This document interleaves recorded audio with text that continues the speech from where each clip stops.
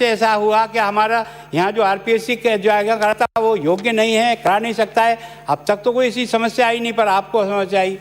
अब आपको मैं एक नमूना बताता हूँ, मुझे नाराज मत होना, मैं आपसे पूछना चाहता हूँ कि अभी आप एक सेकेंड, अभी आपने जो है ना 4 गर्ल्स कॉलेज खोलने की घोषणा की।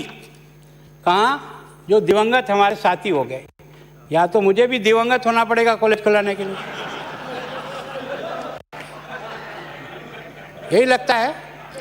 राजस्थान में 196 और लोग हैं, क्या वहाँ महिला कॉलेज? और इस समय मार्च के महीने में आप कॉलेज कौन से बजट के हेड में खोलोगे और कौन सी क्लास शुरू होगी? खाली कोनी पे घुट लगा करके वोटों के ठगने का धंधा करने के लिए खोलते हो, या केवल उन एमएलए जो स्वर्गवासी हो गए उनको ये समाचार पहुंचाने के लिए कि तुम तो नहीं रहे पर तुम्हारा नाम स्थायी रूप से हम यहाँ रखेंगे? मैं इसका स्वागत करता हूँ आपकी भावना का, तो पर ये बेमौसम बारिश ठीक नहीं लगती। ये बेमौसम बारिश जो है ना, ऐसा लगता है। मंत्री महोदय, ये आपका एक चिट्ठा लाया हूँ मैं।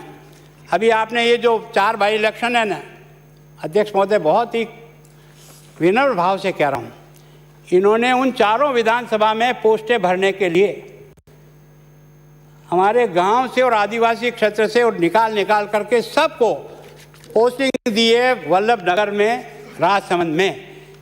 क्या बात है भाई, इतने दिनों तक तो वल्लभ नगर और राजसमंद याद नहीं आता था, उनकी मरने की इंतजार कर रहे थे क्या पोस्टिंग के लिए?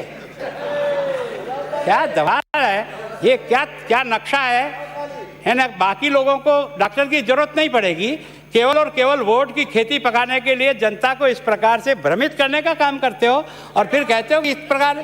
मैं बहुत विनम्रता से निवेदन कर रहा हूँ, बजट की एक सेंटीमेंट होती है, बजट का प्रोविजन कहाँ से आएगा, कितना आएगा, पैसा जेब में है, उधार लाएंगे तो कहाँ से लाएंगे, चलेंगे। इतनी घोषणाओं का अंबार लगा दिया, किताबें भर गई है। लेकिन मैंने आपको 19-20 से लेकर सारा चिट्ठा बताया है कि आपके पुराने बजट भी पूरे नहीं हुए हैं।